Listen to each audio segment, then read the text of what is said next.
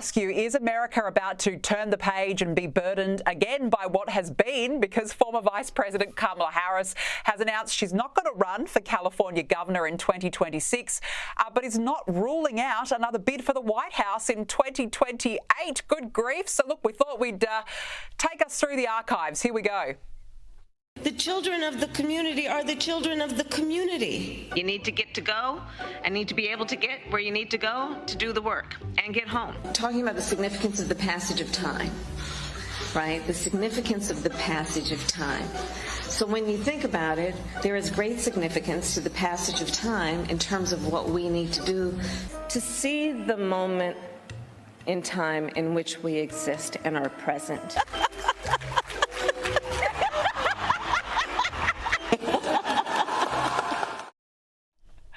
Beau, it still sends shivers up my spine seeing that, seriously. But, you know, is America ready for possibly another round of word salads? Danica, I like caprese salad, I like wedge salad, I like Waldorf salad, but I cannot stomach another Kamala Harris word salad. That is just too much freaking burden for me to bear, for all this country to bear.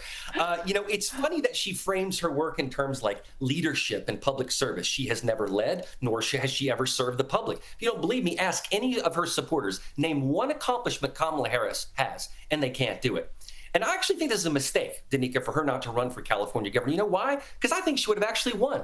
California Democrats are dumb enough to elect her again. She can't win an American election in terms of the country, the presidential election, but she could have actually won the governor's seat in California.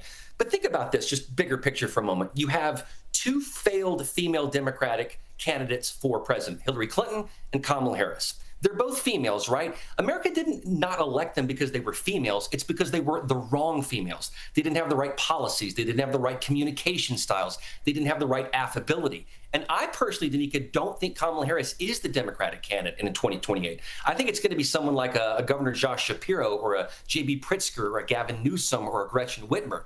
The problem overall is that Democrats have a brand problem. They don't have policies. They can't campaign on anything other than Donald Trump sucks. And they're going to have to do better than that. So I think Kamala sitting this one out is actually a bad move because America won't elect her. They're never going to elect her, but California actually would have.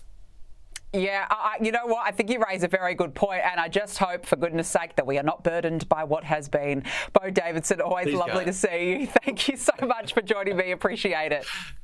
Good to see you again.